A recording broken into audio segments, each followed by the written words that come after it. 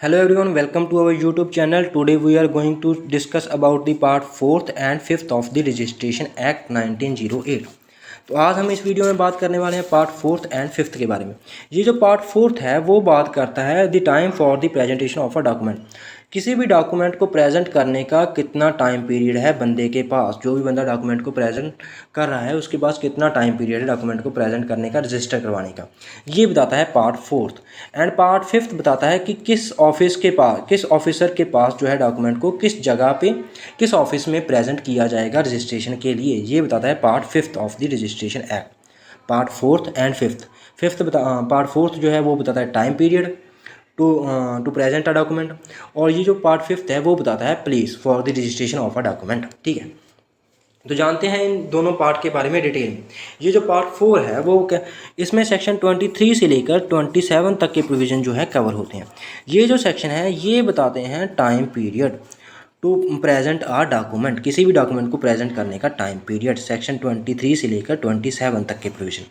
Section 23 क्या कहता है? सेक्शन 23 सिंपल एंड आसान वर्ड में बताऊं तो ये कहता है कि कोई भी document other than a will के बिना कोई भी डॉक्यूमेंट है, अगर वो आता है 4 मंथ के बाद, उसकी एग्जीक्यूशन के बाद, मान लो कोई डॉक्यूमेंट जो है एग्जीक्यूट हो चुका है आज, एग्जीक्यूशन के बाद डॉक्यूमेंट की अगर 4 मंथ के बाद आता है डॉक्यूमेंट रजिस्टर करने के लिए, तो वो डॉक्यूमेंट को रजिस्टर नहीं किया जा सकता।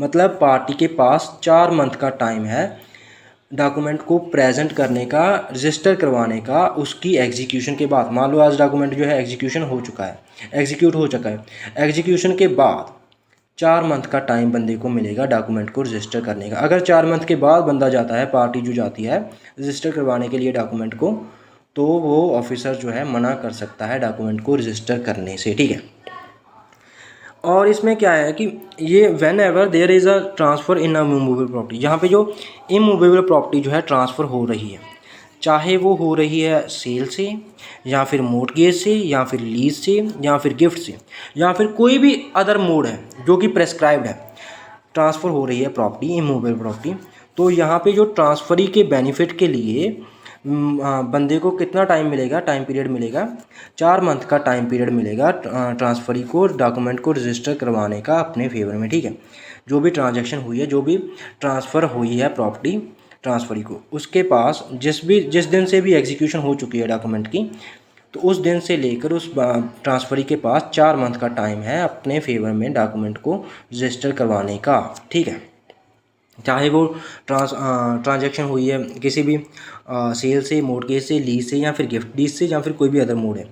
Provided that a copy of a decree or order may be present, ये जो कॉपी ऑफ अ डिक्री या फिर ऑर्डर है ये कब प्रेजेंट की जाएगी?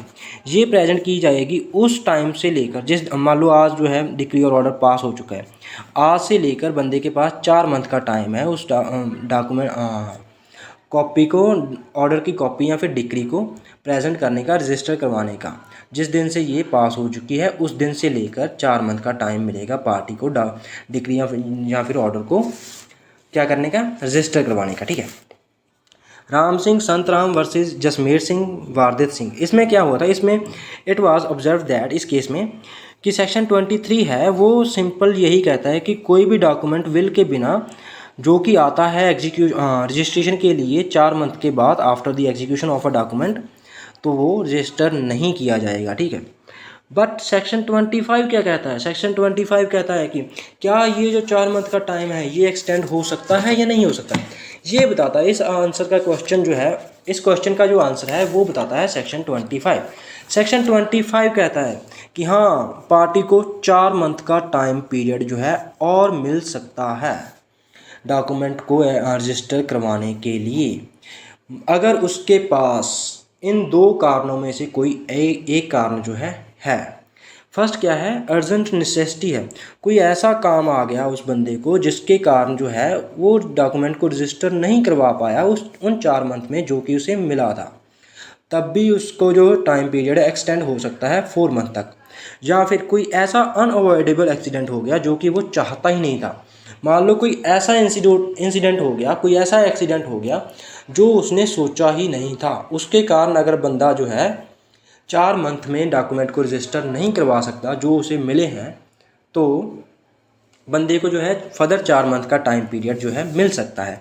सेक्शन 25 ये कहता है मतलब बंदे के पास 8 मंथ का टाइम पीरियड है डॉक्यूमेंट को रजिस्टर करने का।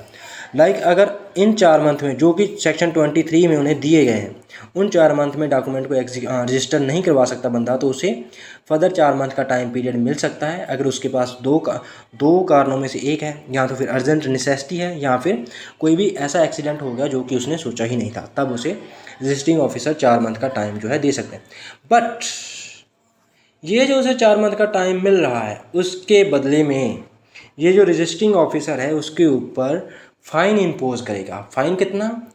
मैक्सिमम 10 टाइम, मतलब 10 गुना तक का जो है फ़ाइन जो है इम्पोज कर सकता है रजिस्टरिंग ऑफिसर, मैक्सिमम।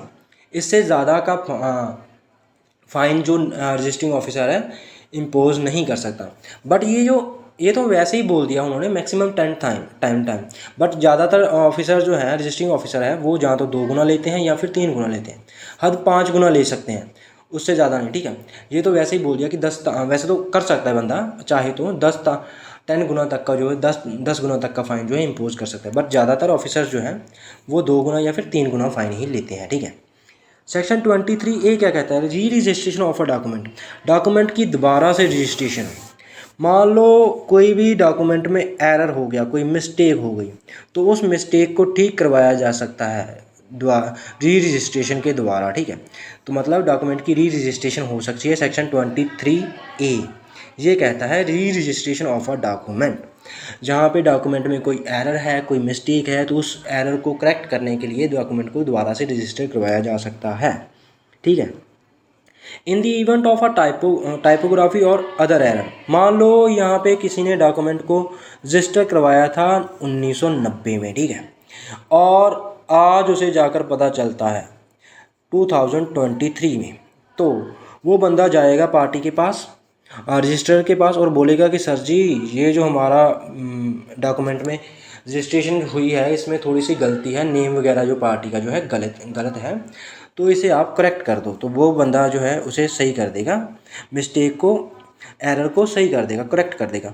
और ये जो रजिस्ट्रेशन है इसका इफ़ेक्ट क्या होगा? जो सेक्शन री रजिस्ट्रेशन हुई है डॉक्यूमेंट की 2023 में, इसका क्या इफ़ेक्ट होगा? इसका रेट्रोस्पेक्टिव इफ़ेक्ट होगा। मतलब ये जो रजिस्ट्रेशन है उसे माना जाएगा कि डॉक्यूमेंट को 1990 में ही रजिस्टर किया गया है, ना कि 2023 में, ठीक है, समझे। और ये जो री रजिस्ट्रेशन का टाइम पीरियड है वो कितना होगा? वो होगा 4 मंथ का, ठीक, सॉरी 1 मिनट देखना पड़ेगा। सब्सक्रिप्शन 4 मंथ का टाइम बंदे के पास होगा, ठीक है। जिस दिन से उस बंदे को पता चलेगा उस मिस्टेक के बारे में, उस गलती के बारे में, उस दिन से लेकर उसके पास 4 मंथ का टाइम पीरियड जो है उस डॉक्यूमेंट को दोबारा से रजिस्टर करवाने का मिलेगा पार्टी को, समझे। अगर नहीं समझे तो जान लो, अगर कोई मिस्टेक है डॉक्यूमेंट में या फिर कोई एरर है, और जिस दिन बंदे को पता चल गया कि आज बंदे को, मान लो 1 तारीख को बंदे को पता चल गया कि इस हमारे डॉक्यूमेंट में जो है एरर है, तो इस 1 तारीख से लेकर उसके पास 4 मंथ का टाइम है उस एरर को, उस मिस्टेक को सही करवाने का, दोबारा से डॉक्यूमेंट को रजिस्टर करवाने का 4 मंथ का टाइम जो है मिलेगा, जिस दिन से उसे मिस्टेक्स या फिर एरर का पता चलेगा। और इसका इफ़ेक्ट क्या होगा? इसका इफ़ेक्ट होगा रेट्रोस्पेक्टिव। मतलब पहले वाली डेट जो कि हमने डॉक्यूमेंट 1990 में रजिस्टर किया था और 2023 में उसकी करेक्शन करवाई थी, तो ये जो 1990 में डॉक्यूमेंट रजिस्टर हुआ है उसे ही माना जाएगा उसकी रजिस्ट्रेशन डेट, ठीक है। ऐसा नहीं है कि 2023 वाली डेट मानी जाएगी, ऐसा बिल्कुल नहीं होगा, 1990 वाली डेट ही मानी जाएगी रजिस्ट्रेशन के लिए, ठीक है। सेक्शन 24 क्या कहता है? Where there are a several person executing a document at a different time, जहाँ पे एक से ज़्यादा पर्सन हैं और डिफरेंट टाइम पे डॉक्यूमेंट को एग्जीक्यूट कर रहे हैं, तो वहाँ पे बंदे के पास जिस भी लास्ट पार्टी ने एग्जीक्यूट कर दिया डॉक्यूमेंट को, उस दिन से लेकर 4 मंथ का टाइम जो है मिलेगा। फॉर एग्जांपल यहाँ पे A, B and C party है। यहाँ पे आज A ने जो है डॉक्यूमेंट को एग्जीक्यूट कर दिया, और उसके बाद उसके 4 मंथ के बाद B जो है एग्जीक्यूट कर देता है डॉक्यूमेंट को। तो यहाँ पे जिस दिन से B ने डॉक्यूमेंट को एग्जीक्यूट कर दिया, B की एग्जीक्यूशन के बाद बंदे के पास 4 मंथ का टाइम पीरियड और मिल जाएगा डॉक्यूमेंट को रजिस्टर करने के लिए। और मान लो ये जो B के बाद C है, C CB के 3 मंथ जो है बाद जो है डॉक्यूमेंट को एग्जीक्यूट कर देता है। तो जिस दिन से C ने एग्जीक्यूट कर दिया डॉक्यूमेंट को, उस दिन से लेकर 4 मंथ का टाइम जो है इन तीनों के पास मिल जाएगा, इन तीनों को डॉक्यूमेंट को रजिस्टर करने का। ठीक है, मतलब अगर एक से ज़्यादा पार्टीज़ हैं और अलग अलग डिफरेंट टाइम पे जो है डॉक्यूमेंट को एग्जीक्यूट कर रहे हैं, जो भी लास्ट पार्टी जो है डॉक्यूमेंट को एग्जीक्यूट करेगी, उसके बाद बंदे के पास 4 मंथ का टाइम जो है डॉक्यूमेंट को रजिस्टर करने का उनके पास होगा। सेक्शन 27 क्या कहता है? सेक्शन 27 कहता है कि of the act says that a will may be at any time B present for the register. ये जो विल है वो किसी भी टाइम प्रेजेंट की जा सकती है रजिस्टर करवाने के लिए। विल की जो है रजिस्ट्री है किसी भी टाइम की जा सकती है। किस मैनर में होगी? जो मैनर जो कि बताए गए हैं पार्ट 8 एंड पार्ट 9 में। पार्ट 8 एंड 9 जो है हम आगे जाके कवर करेंगे। फिलहाल आप इतना ही जान लो कि कोई भी विल है उसे किसी भी टाइम जो है प्रेजेंट किया जा सकता है रजिस्ट्रेशन के लिए। ठीक है, तो ये था हमारा पार्ट 4। अब जानते हैं पार्ट 5 के बारे में। पार्ट 5 क्या कहता है? पार्ट 5 बात करता है place of the registration of a document. Document को किस ऑफिसर के पास, किस ऑफिस में, किस जगह पे, किस डिस्ट्रिक्ट में डॉक्यूमेंट को रजिस्टर किया जाएगा, ये बताता है part 5 of the registration act. इसमें सेक्शन दिए गए हैं, सेक्शन 28 से लेकर 31 तक के प्रोविज़न जो है इस पार्ट में कवर होते हैं पार्ट 5 में। ठीक है, जो कि बात करते हैं place of the registration of a document. Document को रजिस्टर करवाने के लिए कौन सी जगह सही रहेगी ये बताते हैं। सेक्शन 28 क्या कहता है? Section 28 provide for the place. ये जो भी लैंड से रिलेटेड डॉक्यूमेंट है उनकी रजिस्ट्रेशन कहाँ होगी, सेक्शन 28 ये बताता है। सेक्शन 29 बताता है कोई अदर डॉक्यूमेंट जो कि लैंड से रिलेटेड नहीं है उनकी रजिस्ट्रेशन कहाँ होगी, ये बताता है सेक्शन 29। तो जानते हैं सेक्शन 28 के बारे में। सेक्शन 28 कहता क्या है? सेक्शन 28 कहता है the document relating to the land or immovable property shall be present for the registration in the office of a sub registrar in whose sub district the whole or some portion of the property is situated. ये जो section 28 है, simple and आसान word में बताऊं तो ये कहता है कि डॉक्यूमेंट जो कि लैंड से रिलेटेड है या फिर इमूवेबल प्रॉपर्टी है, उससे रिलेटेड कोई डॉक्यूमेंट है तो उसे रजिस्टर किया जाएगा उस सब रजिस्टर के पास, उस सब रजिस्टर के पास जिसकी सब डिस्ट्रिक्ट में वो लैंड पूरी की पूरी सिचुएटेड है या फिर उस लैंड का कोई पोर्शन जो है उस सब डिस्ट्रिक्ट में सिचुएटेड है। समझे? अगर नहीं समझे तो एक बार फिर समझा देता हूँ। ये जो डॉक्यूमेंट लैंड से रिलेटेड डॉक्यूमेंट है उसकी रजिस्ट्रेशन उस ऑफिसर के पास होगी, उस सब रजिस्ट्रार के पास होगी जिसकी सब डिस्ट्रिक्ट में ये जो लैंड है वो सिचुएटेड है। मान लो कोई डिस्ट्रिक्ट ए है, सब डिस्ट्रिक्ट ए है, उसमें जो सब रजिस्टर है, सब डिस्ट्रिक्ट ए का जो सब रजिस्टर है उसके पास ही इस लैंड ए की जो है रजिस्ट्री होगी। मान लो एक्स बंदा है, वो चाहता है कि उसकी जो लैंड ए सब डिस्ट्रिक्ट में सिचुएटेड है उसकी जो है रजिस्ट्री हो बी डिस्ट्रिक्ट में। तो ये बंदा जाता है बी के पास और बोलता है सब रजिस्टर को वहाँ जाकर कि मेरी लैंड जो है ए की सब डिस्ट्रिक्ट में जो है सिचुएटेड है, तो आप उसे रजिस्टर कर दो।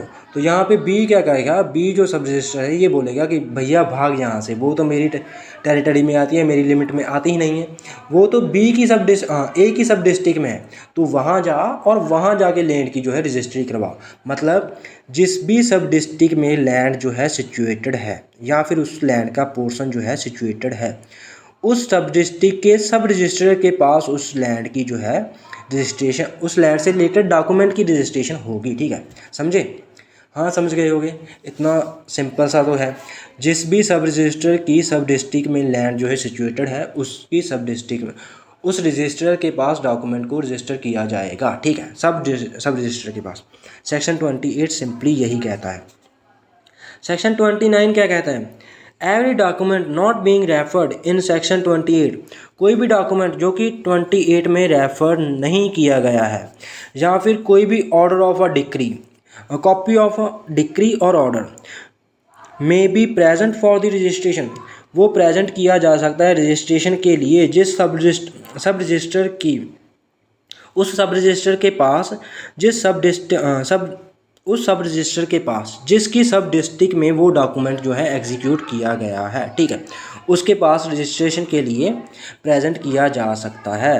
ठीक है, सिंपली बताऊं, कोई भी डॉक्यूमेंट जो कि रेफर्ड नहीं किया गया है 28 में, या फिर copy of a decree or order उस सब रजिस्टर के पास प्रेजेंट किया जा सकता है रजिस्ट्रेशन के लिए जिसकी सब डिस्ट्रिक्ट में वो डॉक्यूमेंट एग्जीक्यूट हुआ है। ठीक है, और इसमें एक और केस है, in the office of any other सब रजिस्टर, किसी भी और सब रजिस्टर के ऑफिस में जो कि स्टेट गवर्नमेंट के अंडर जो है काम करते हैं, उन किसी भी और सब रजिस्टर के पास भी डॉक्यूमेंट को एग्जीक्यूट करवाया जा सकता है जहां पे एक से ज़्यादा पार्टीज़ हैं और हर पार्टी ऑर्डर या डिक्री में क्लेम कर रही है, तो वो अपनी अपनी डिस्ट्रिक्ट सब डिस्ट्रिक्ट में उस डॉक्यूमेंट को रजिस्टर करवा सकती हैं। ठीक है, इसमें जो क्लॉज 2 है वो क्या कहता है, copy of a decree or order may be present in the registration in the office of the sub register, कोई भी ऑर्डर या फिर डिक्री की कॉपी है उसे प्रेजेंट किया जा सकता है उस सब रजिस्टर के पास जिसकी सब डिस्ट्रिक्ट में वो डिक्री या फिर ऑर्डर जो है पास किया गया है। उस रजिस्टर सब रजिस्टर के पास ऑर्डर या डिक्री की जो कॉपी है उसे रजिस्ट्रेशन के लिए लाया जा सकता है। ठीक है, where the decree or order does not effect the immovable, जहाँ पे ऑर्डर या फिर डिक्री जो है इमूवेबल प्रॉपर्टी को इफेक्ट नहीं करती, वहाँ पे अगर ऑर्डर या फिर डिक्री में कोई बंदा जो है क्लेम कर रहा है, कोई पार्टी जो है क्लेम कर रही है, तो उसे उस अदर सब रजिस्टर के पास भी रजिस्टर करवाया जा सकता है जो कि अंडर द काम कर रहे हैं अंडर द स्टेट गवर्नमेंट। ठीक है, जहाँ पे पार्टी जो है क्लेम कर रही है डिक्री या फिर ऑर्डर के अंदर, मान लो A, B एंड C हैं, वो अलग अलग सब डिस्ट्रिक्ट में रहते हैं और सारे के सारे ऑर्डर या डिक्री में क्लेम कर रहे हैं, तो वो अपनी अपनी सब डिस्ट्रिक्ट में सब रजिस्टर के पास जाकर अपने ऑर्डर या फिर डिक्री को एग्जीक्यूट करवा सकते हैं। ठीक है, सेक्शन 29 सिंपली यही कहता है। सेक्शन 30 क्या कहता है, सेक्शन 30 सिंपल बताऊं तो ये कहता है कि कोई भी रजिस्ट्रर चाहे तो उस डॉक्यूमेंट को रजिस्टर कर सकता है जो कि रजिस्टर किया जाना चाहिए था सब रजिस्टर के द्वारा जो कि उसके सबॉर्डिनेट है। मतलब अगर कोई बंदा चाहे तो रजिस्ट्रर के पास जाता है और कहता है कि भाई साहब ये मेरा जो डॉक्यूमेंट है इसे आप रजिस्टर कर लो, और ये जो रजिस्टर चाहे तो उसे बोल सकता है कि आप जाओ इस सब रजिस्टर के पास जाओ, वो आपके डॉक्यूमेंट को रजिस्टर कर देगा, और ये जो रजिस्टर है वो चाहे तो उस डॉक्यूमेंट को एक्सेप्ट भी कर सकता है और रजिस्टर भी कर सकता है। मतलब कोई भी रजिस्टर अपनी मर्जी से चाहे तो डॉक्यूमेंट को रजिस्टर कर सकता है जो डॉक्यूमेंट रजिस्टर किया जाना चाहिए था उसके सबॉर्डिनेट के द्वारा, सब डिस्ट्रिक्ट जो भी सब रजिस्टर उसके सबॉर्डिनेट है उसके द्वारा कोई डॉक्यूमेंट रजिस्टर किया जाना चाहिए था, तो उस डॉक्यूमेंट को जो है सब रजिस्टर कर सकता है। ठीक है, सेक्शन 31 क्या कहता है, in the ordinary case the register or deposit of a document under this structure shall be made only, ये जो रजिस्ट्रेशन हो रही है डॉक्यूमेंट की ये सिर्फ ऑथोराइज पर्सन के द्वारा ही की जानी चाहिए। मतलब कोई बंदा जो है ऑफिस और डॉक्यूमेंट को रजिस्टर करवाना चाहता है तो उसे ऑथोराइज्ड ऑफिस में ही जाना पड़ेगा, मतलब सब रजिस्टर के पास जाना पड़ेगा या फिर रजिस्ट्रार के पास जाना पड़ेगा, जिसके पास अथॉरिटी है डॉक्यूमेंट को रजिस्टर करने की उसके ऑफिस में जाना पड़ेगा बंदे को। ऐसा नहीं है कि किसी के पास भी चल गया और बोल दिया कि भैया आप मेरे इस डॉक्यूमेंट को रजिस्टर कर दो, तो कोई भी ऐरा गैरा किसी भी डॉक्यूमेंट को रजिस्टर नहीं कर सकता। डॉक्यूमेंट को रजिस्टर वही ऑफिसर करेगा जिसके पास अथॉरिटी है डॉक्यूमेंट को रजिस्टर करने के लिए, या तो सब रजिस्टर या फिर रजिस्ट्रार। ठीक है, तो आज की वीडियो में इतना ही। आज हमने बात की है सेक्शन पार्ट 4 एंड पार्ट 5 के बारे में। पार्ट 4 बताता है टाइम पीरियड और पार्ट 5 जो है वो बताता है place of the registration. Time period कितना है पार्टी के पास, जब भी डॉक्यूमेंट जो है एग्जीक्यूट हो चुका है उस एग्जीक्यूशन के बाद 4 मंथ का टाइम जो है बंदे के पास डॉक्यूमेंट को रजिस्टर करवाने के लिए मिल जाता है। और अगर ये जो टाइम पीरियड है ये एक्सटेंड भी हो सकता है फर्दर 4 मंथ के बाद, अगर पार्टी के पास दो में से एक कारण है, अर्जेंट नेसेसिटी है या फिर कोई भी अनअवॉइडेबल एक्सीडेंट हो चुका है जिसके कारण वो 4 मंथ में डॉक्यूमेंट को रजिस्टर नहीं करवा पाया, तो उस केस में आपको 4 मंथ का टाइम जो है और मिल जाएगा। प्लेस ऑफ रजिस्ट्रेशन, किसी भी सब डिस्ट्रिक्ट में सब रजिस्टर के पास जो है डॉक्यूमेंट प्रेजेंट किया जा सकता है रजिस्ट्रेशन के लिए जिसकी सब डिस्ट्रिक्ट में कोई लैंड या फिर कोई प्रॉपर्टी जो है सिचुएटेड है उसके पास। ठीक है, तो आज की वीडियो में इतना ही। अगर वीडियो अच्छी लगी हो तो लाइक शेयर एंड चैनल को सब्सक्राइब करना, और कोई भी इंक्वायरी हो तो कमेंट बॉक्स में आकर पूछ लेना।